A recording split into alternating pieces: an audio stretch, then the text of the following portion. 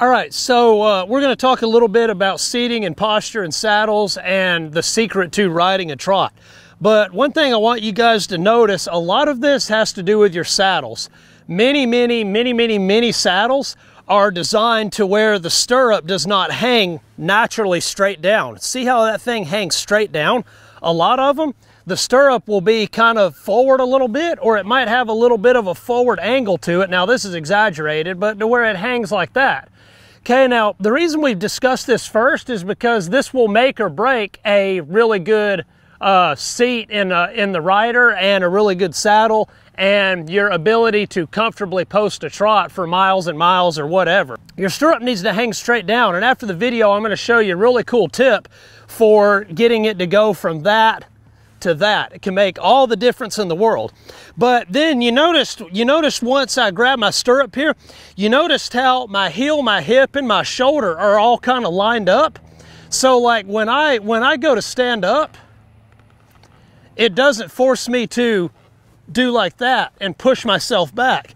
Now this can apply to loping as well, but it applies even more to trotting. So your feet need to be directly under your hips so you can rise and fall in the cadence with your horse's diagonal, whichever one you happen to be posting on, so you can get with that cadence and stay balanced and stay comfortable. Now, the biggest thing that I want to show you, and this is a big secret to posting a trot, as far as I know of, nobody ever has really talked about it in this way, but it makes a huge difference, and it is a game changer. So let me try to square them up just a little bit here. Okay, so just kind of look at how much bend is in my knee. You know, we don't want to be straight-legged. You know, that's probably not quite enough. That's, you know, obviously going to be a little bit too much, but right about there makes it work perfect. So you guys just kind of watch my hips and kind of watch where my butt comes out of the seat a little bit. So it's like post, post, post, post, post, post. You guys noticed I'm never really losing contact with the saddle. So an over-exaggerated post, which is what a lot of people do and it'll wear you out, would be like this. Post, post, post, post. That's way more than you actually need to stay in rhythm with your horse. If you can get to where you basically just push with your knee on every beat of the trot, but don't overdo it. Watch, there's very little upward movement of my belt. So post, post, post, post. Now, that would be too much. That is probably the best single thing I could ever tell anybody about posting a trot and having a good seat while riding a horse. That and having a saddle that's made right. We're just gonna go and trot a couple circles right here, and we will show you guys kind of what we're talking about. Post, post, post, post, post, post. You noticed how I'm not really coming out of the saddle like really far?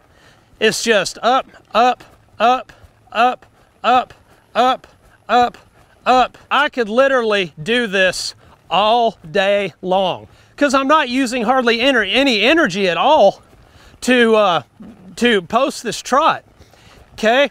So an exaggerated version of this, which would eventually wear you out, would be up, up, up, up, up, up, up, up, up, up, up, up, up, up.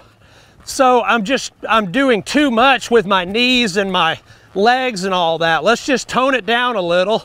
Up, up, up, up.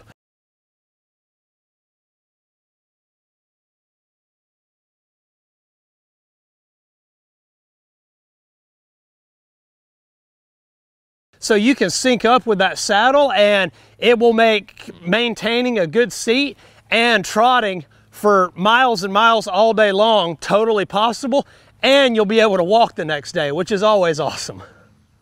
So here's the tip thing that you can do with your stirrup leathers. Now we have another video on, I think, YouTube that talks about putting some leather in here to change these. That's a different thing. This is something different. So what you do here is, all right, y'all just make an attempt and see if you can film kind of up under this flappy flap right here. So you see, here's my stirrup leather, and it wraps around the tree and comes back down through. See, that's, you know, that's how they put these in here.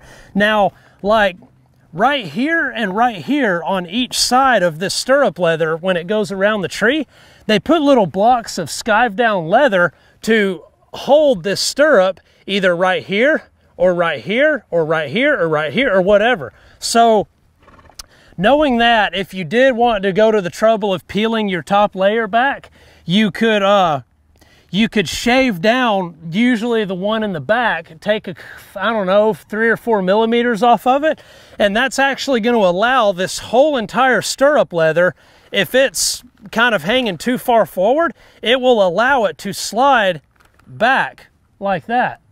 Now, that could be a little more complicated. Maybe if you have a saddle person in your area, you could have them take a look at it and do it. But another thing you can do, and this one's a good bit easier, I'm not going to do it, but you can just undo your stirrup leather here, and don't pull it all the way out because they're, you know, hard to get back in. But undo this stirrup leather where it's loose, and then pull it out till you can kind of see the part of your stirrup leather that wraps around and rests on your saddle tree.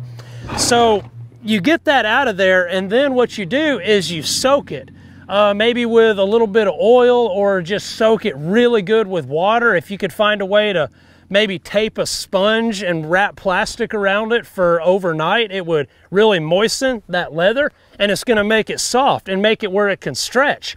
And then what you do is you put this on your saddle rack, and then run the kind of the trick where you twist these and put the broom handle, run the broom through to grab both stirrups when it's sitting on the saddle rack.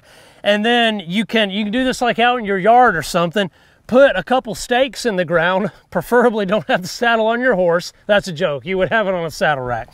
Put a couple stakes in the ground, and then you can use the hammer and drive in the stakes. Basically what it's gonna do is, as this leather up here is real wet and stretchy, it's gonna do like this, and it's gonna pull on that with, you know, as tight as you can get it without your saddle rack sliding back. And you leave it sit like that overnight.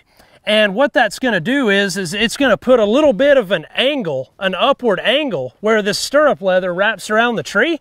And what that's gonna do, if you have the kind of saddle where your stirrups wanna sit out here, how they're not supposed to, adding that little bit of extra length or that extra stretch is gonna allow it to kind of naturally hang right underneath your hip, instead of being right here where it's always pushing you back off of your balance point in your seat. This is a pretty good saddle. Sometimes I take it over sweet jumps.